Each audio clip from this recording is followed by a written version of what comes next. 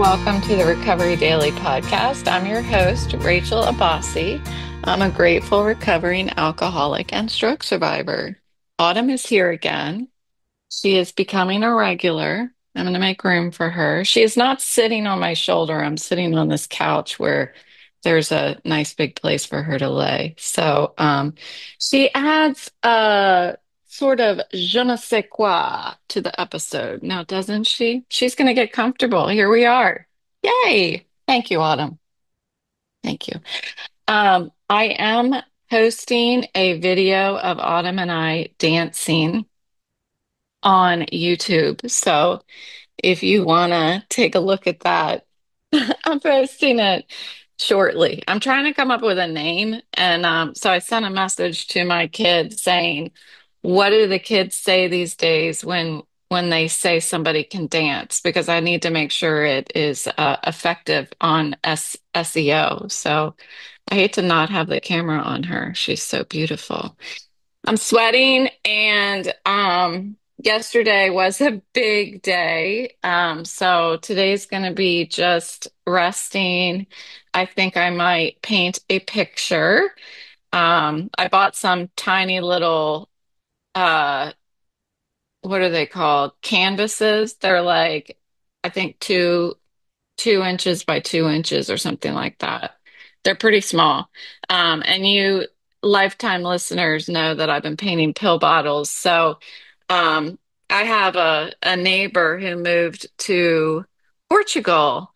So I wanted to paint her a picture of the neighborhood. So I got a great picture of the sunset and setting over top of the houses that we live in, the neighborhood. And it's pretty cute if I don't mind saying so myself.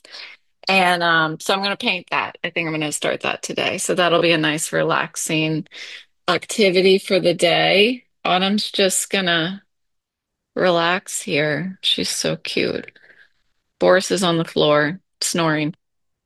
Um, so what am I going to talk? Well, let me tell you about yesterday first, and then we'll get into the topic of the day. So yesterday I got acupuncture. Um, for those of you who haven't ever done it before, I thought it was worth trying. I've always wanted to see what it was like and what they do and what it feels like and all that stuff. So we I went with a friend. I got a ride so I went in and spoke to the acupuncturist for like 20 minutes or so. I filled out all my paperwork about all that ails me. I talked to her about my stroke and my constant headaches, my daily headaches, and then my back pain that was originally started picking up my fat babies. And since then, there are just different things that aggravate it. When I had my stroke 3 years ago, 3.5 years ago, when I got out of the hospital, I walked my dog, this one, Autumn, you are guilty. And she pulled the leash and the muscle from my neck all the way down to my butt, I guess it pulled the muscle or something, but I just re-injure it every time I walk the dogs. Mostly Boris now, when he sees a squirrel, he decides that he needs to eat the squirrel. So it's been re-injured several times. So those were the two focal points. Additionally, I have a wrist. My left wrist hurts. I have no idea why. No idea why that's happening, but anyway, those were the three parts that she focused on. So she put the needles along my hairline and one in the middle. And then she put some on my wrists, on the insides of my wrists. And she put some on my feet and ankle. And then on my back, not all at the same time.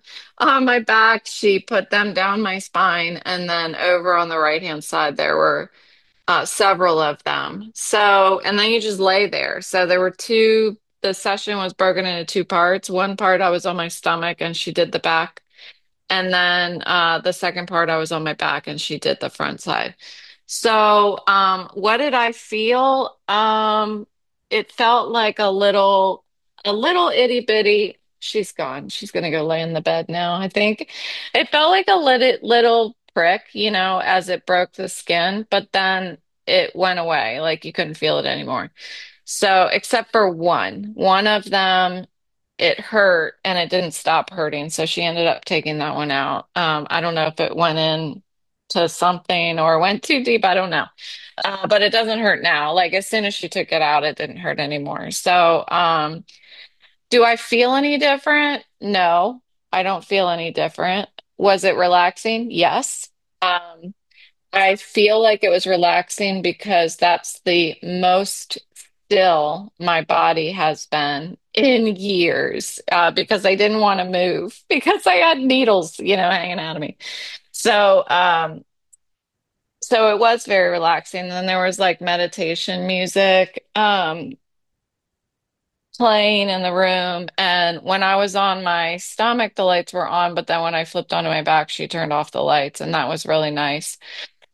So, yeah, I mean, she told me that it takes a couple months of commitment, like every week to go for it to actually make a significant difference if it is going to make a difference.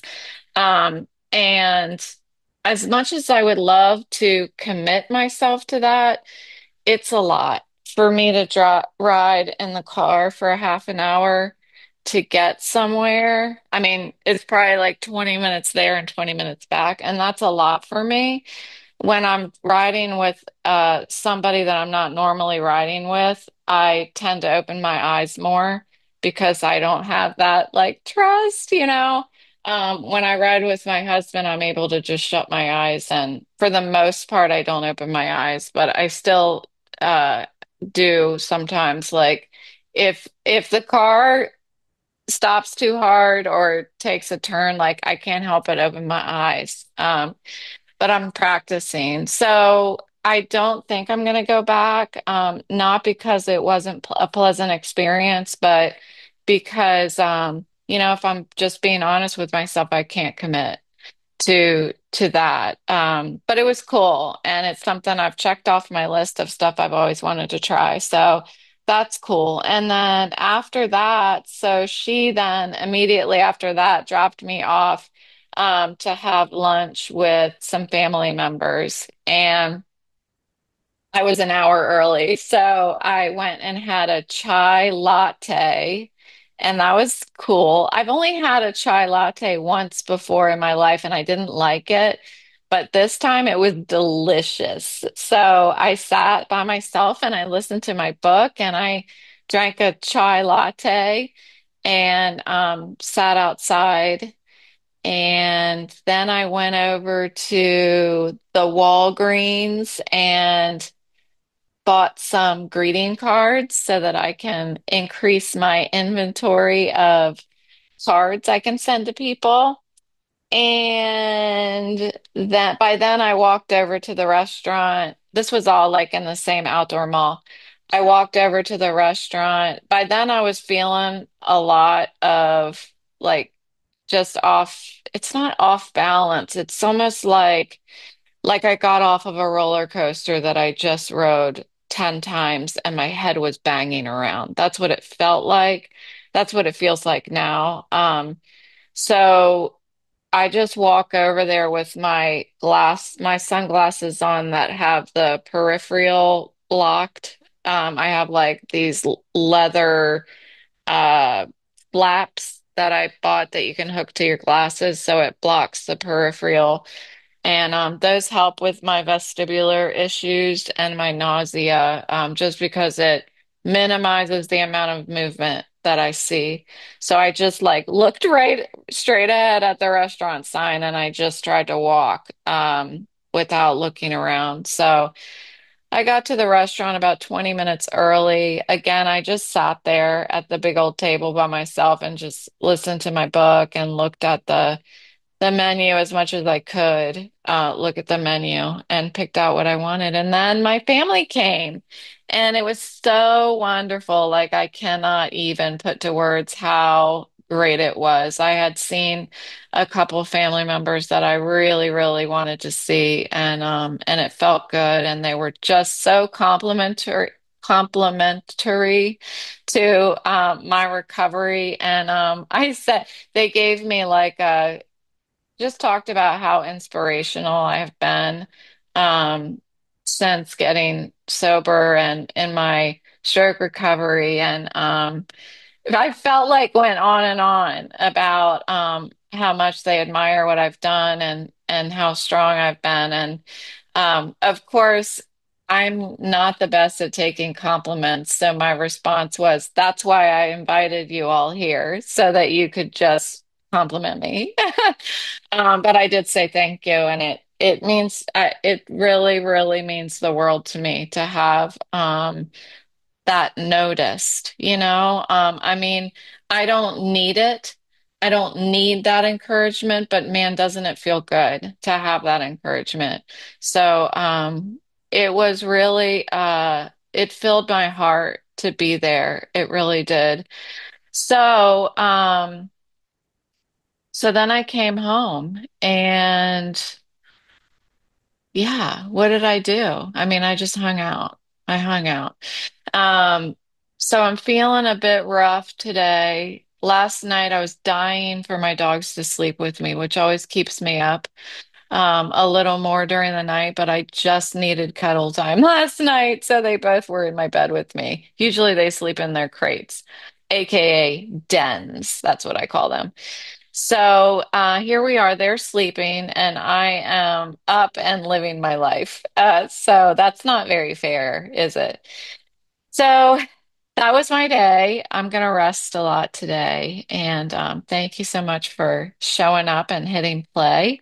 Today, I wanted to talk a bit about, gosh, what would the topic really be called? It's usually I record it before I come up with a title. So I do it backwards.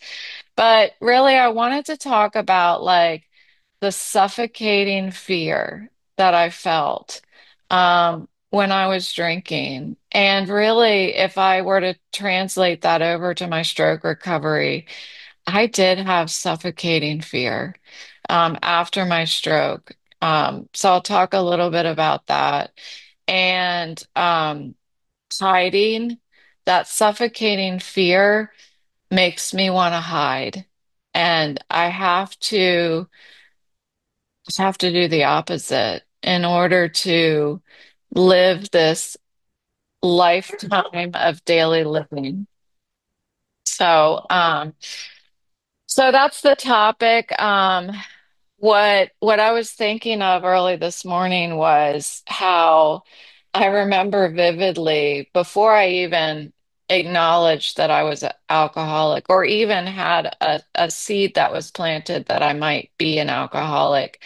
Um, I remember saying like, I will quit smoking. I will quit eating mashed potatoes. By the way, that's my favorite food. Um, I will quit anything, but I'm not going to quit drinking ever. And that should have been a sign to me that I was an alcoholic, but it wasn't. I mean, I really saw my relationship with alcohol to be a healthy one. I just figured like I love it. I was in love with drinking, absolutely in love with it. It was everything I needed to live, everything I thought that I needed, and everything that I wanted until it became all I wanted and all I felt like I needed. Um, I thought that during my drinking that nobody, I thought that I was drinking because of my relationship that was in the dumps. I thought that I was drinking because of all of these things that have happened to me in my life. I thought I was drinking because of the way I was treated at school by people. I haven't had an episode about that yet. I did consider having an episode about bullying, but and I will in time, but it's really icky to think about that. But I thought about all of this these experiences that led me to think so negatively about myself, my outside, and how that really crippled my insides. I thought that's what made me drink because when I drank, I didn't feel like my outsides were so bad. And when I drank, it was like my insides had wings, you know? I felt I could almost feel the smile build on the inside the more I drank. I mean, I have so many memories of hanging out with my friends and drinking and just feeling like I was on top of the world. Um, and it's weird to think about that. It's difficult. I shouldn't say it's weird. It's difficult to think about that and fast forward to if to drink means to die. But that's what I have to do. I have to um, acknowledge that those times when I was drinking that were fun and nothing bad happened, um, that will never happen again. I look at it as a death of a person, really. I look at it as um, meaning it's a permanent exit. Like it's permanently gone. Those memories, I can never relive them again.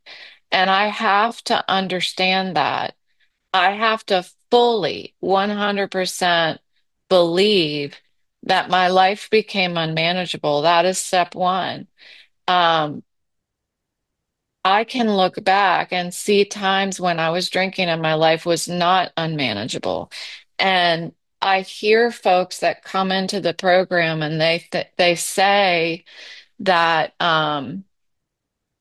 after some time in the program, after years of sobriety, sometimes I've heard people be sober for 20 some, 30 some years, and then they decide I can probably drink again and it would be okay. And it's not. It's never gonna be. And thank God those people came back afterwards to come back and tell me what it was like so that I know I can't do that. Um, yeah, does it make me sad? Absolutely. Absolutely, it makes me sad. But I'm okay with that. I'm okay with the fact that it makes me sad because when I think about what my life is like today without drinking, the memories that I have been making sober, they're they they're better than any of those drunk memories I have. And honestly, um, that's like an oxymoron, drunk memories, because I didn't really remember a lot of details. I just remember some of the silly stuff. But other than that, I was really living in a fog. For so many years. That makes me sad.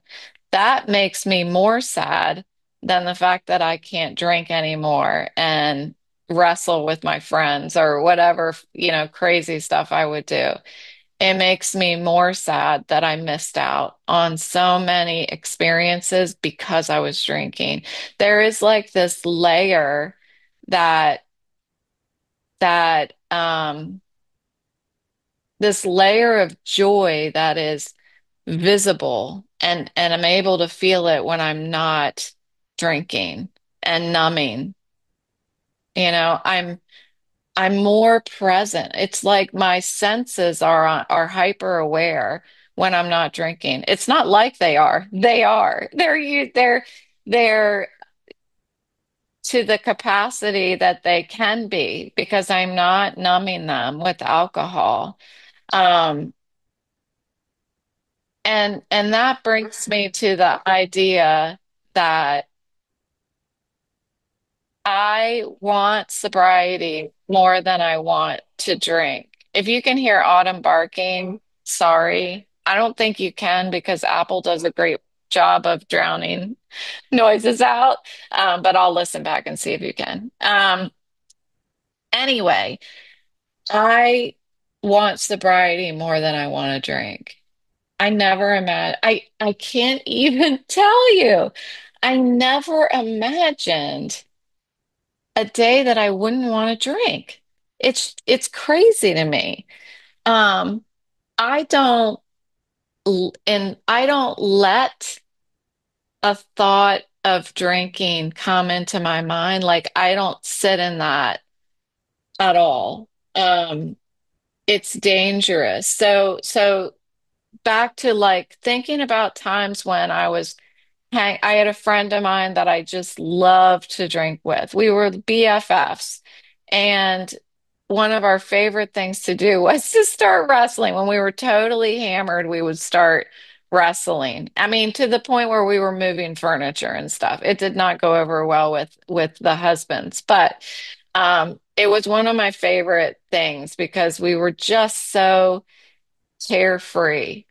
And when I think about that stuff, I am thinking about it on the surface. I'm almost just seeing what it looks like, but I'm not allowing myself to feel what it felt like because I'm afraid. I have a healthy fear of allowing myself to revisit those times in my life. Um, I don't want to ever think that it's a good idea. Um, I have to remember, I have to finish those thoughts with, I wouldn't have survived much longer if I kept drinking. And it's true. I'm sure of it. I wouldn't have survived because the people that drank like me, they're not here anymore. They're not here anymore. And my organs were showing what I was doing to it. Um, and for some reason, I found the willingness to take action. I don't know why. I don't know how, but I did. And I'm so grateful for that. It's my duty to give back. Um, one thing I heard somebody say today was about this program, and how if if somebody who didn't have a problem with alcohol or an addiction, if they were willing to look at the 12 steps and apply them to their lives, that they would find that the program gives you a guide for a lifetime of daily living. And it's absolutely true. I believe that. I wish I could like convince people that this Alcoholics Anonymous is for everybody in the world. But one would have to be willing to give it a shot. So today I have been given a choice to either be willing or not be willing. Um, when I was drinking, I didn't think I had a choice. I thought that I had to um I had to follow the drink. I didn't think I had a choice. And today, that choice came out of desperation. I recognized that I was going to die if I didn't stop drinking. Um, and I believed it. I wholeheartedly believed that if I kept doing that to myself, that I would be dead. And I, thank God, have two beautiful children and a loving husband that I couldn't imagine leaving. I couldn't imagine leaving my kids without a mom, for the cost of a drink, you know? It's just, I'm grateful that those ideas came into my head because it doesn't happen for everyone, and I don't know why. I don't know why it happened to me. I wish I could, um, I wish I could bottle that in my pill bottles that I'm painting and hand them out for free. But I can't because I don't know what it is that gave me the chance to live. Um, when I was drinking, I was hiding from everyone and everything. And as the disease progressed within me, I got to the point where my toes were going numb because I never got up. I never did anything. The only time I got out of bed was to get more wine in my glass. I was working from home and my life revolved around alcohol. It became just the idea of walking out of my house turned into the fear of walking out of my house turned into a fear of walking out of my bedroom, um, which turned into a fear of getting out of bed, which turned into a fear of pulling the covers off of my head. And that is truly the way that my disease progressed within me. So, I'm grateful to have found the program. I absolutely find a lot of reminders when there are newcomers that show up to the meetings and they're crying and they're talking about um, this fear that they can't really even articulate, like what they're afraid of because they're afraid of everything.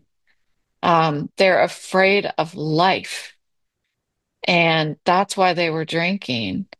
And today, like, I want to dive into the deep end of life, you know? I just want to wade in the pool of life for as long as I can. And that's what I'm doing. So I'm really grateful to to get another day. And that's it, that's it. It's that simple for me. My gratitude is that simple for me. So, thank you so much for listening. Have an awesome day. There's Autumn. She did not go anywhere. She's just laying on the other side of me now. Let's look at Boris, shall we? I don't want to make anybody sick by turning the camera around, but there he is. Hi, Bobsies. Okay, that's it. Okay, thanks for listening. I'll talk to you tomorrow.